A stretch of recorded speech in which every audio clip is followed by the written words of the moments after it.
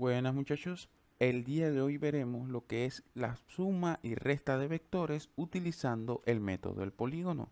El método del polígono significa el método gráfico a través de realizar la suma y resta de vectores utilizando las gráficas. Entonces para esto necesitaremos un plano cartesiano, conocer nuestros vectores. En este caso trabajaremos con el vector A, que sería 40 newton al oeste, pero por motivos de trabajar con una escala más pequeña, lo vamos a trabajar como que cada centímetro equivale a 5 newton.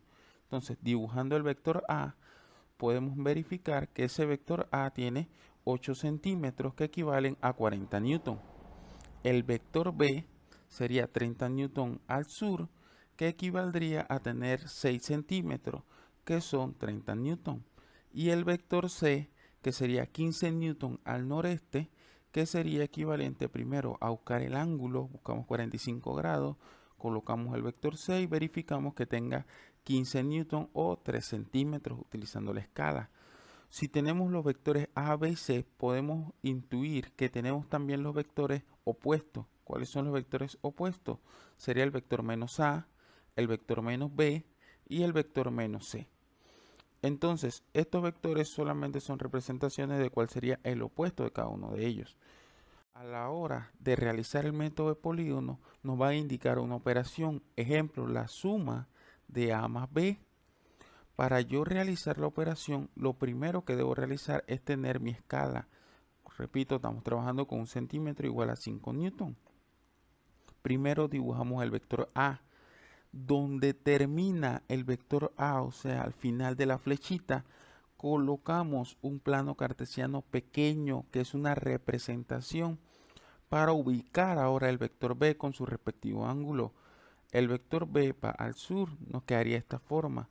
Entonces, el vector resultante, que sería el vector D, va a ir desde el origen, que es el inicio, hasta el final, o sea, en donde termina el último vector. En este caso solo tengo dos. Si tuviese más, realizo todo y al final debe llegar el vector resultante. El vector resultante nos quedaría de la forma así como lo ven aquí, desde el origen hasta el final. Ese vector va a tener un tamaño que podemos verificar que es 10 centímetros. Ese vector va a tener un ángulo. Ese ángulo podemos verificar que es 21 grados. Recuerden que un centímetro equivale a 5 newton.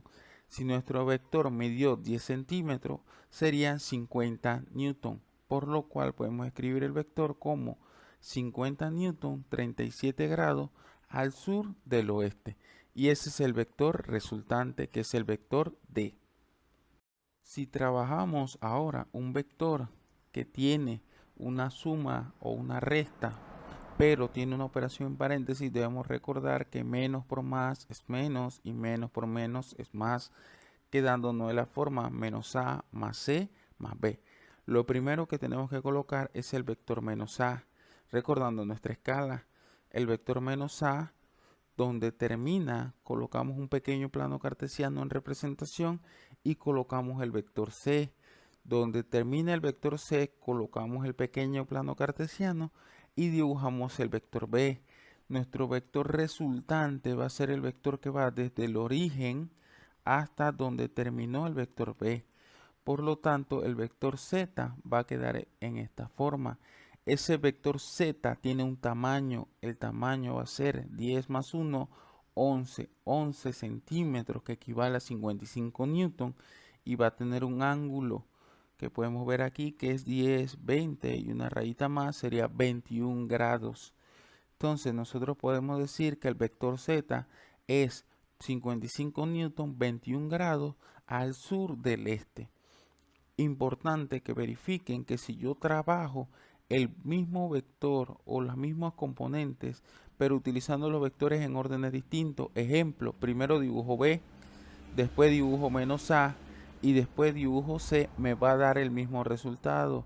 Al igual que en los números naturales, el orden de los factores no va a alterar el resultado.